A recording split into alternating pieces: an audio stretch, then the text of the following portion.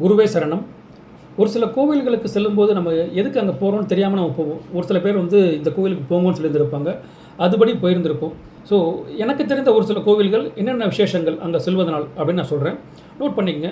திருப்பதி செல்வம் சேர, பத்ரிநாத் கோவில் இல்லை அமர்நாத் கோவில் போனீங்கன்னா வந்து பாவம் நீங்க, காசி ராமேஸ்வரம் திருபுவனம் சிவகங்கையில் இருக்கிறது, பித்ரு சாபம் நீங்கள், அடுத்து திருவெண்காடு நாகப்பட்டினத்தில் இருக்கிறது, கல்வி குழந்தை பேறு பெற திருவிடைமருதூர் தஞ்சாவூரில் இருக்குது, குணசீலம் திருச்சி, ஷோலிங்கர் வேலூர், இதெல்லாமே வந்து உங்களுடைய மென்டல் வெல்பீயிங் அதாவது மனநலம் காப்பதற்கு.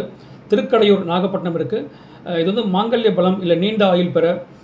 திருமணஞ்சேரி நாகப்பட்டினம் திருமண தடை நீங்க. வைத்தீஸ்வரன் கோவில் நாகப்பட்டினம் நோய் தீர. திருநாகேஸ்வரம் தஞ்சாவூர். நாகர்கோவிலில் இருக்கக்கூடிய கன்னியாகுமரியில் இருக்கக்கூடிய நாகர்கோவில், அது நாகர்கோவில் அப்படின்றது வந்து ஒரு கோவில், இது நாகர்கள் வாழ்ந்த ஒரு கோவில், அதுதான் நாகர்கோவில். ராகுதோஷம் விலக. புன்னைநல்லூர் மாரியம்மன் கோவில் தஞ்சாவூர். அடுத்து பண்ணாரி ஈரோடு.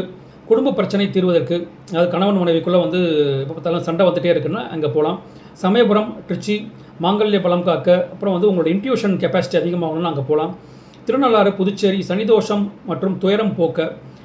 பாபநாசம் திருநெல்வேலி, இது வந்து முன்வினை அகல, உங்களோட பாவம் முன்ஜென்ம பாவம் அகலணும் அப்படின்னா இந்த கோவிலுக்கு நீங்கள் போகலாம். திருவண்ணாமலை மன வலிமை பெற, நினைத்தது எல்லாம் நிறைவேற இந்த ஒரு கோவில். சென்று வாருங்கள். வாழ்த்துக்கள். வாழ்க வளமுடன்.